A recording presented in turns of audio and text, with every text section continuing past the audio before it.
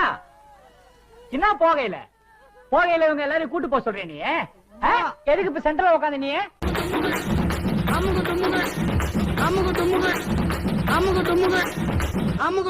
அமால் டுமால்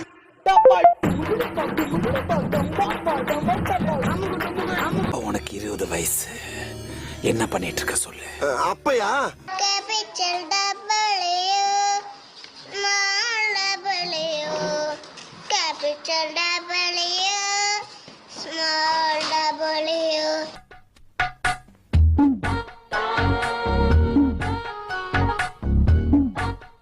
இந்த மாதிரி நேரத்துல எடுத்தா தான் உண்டு.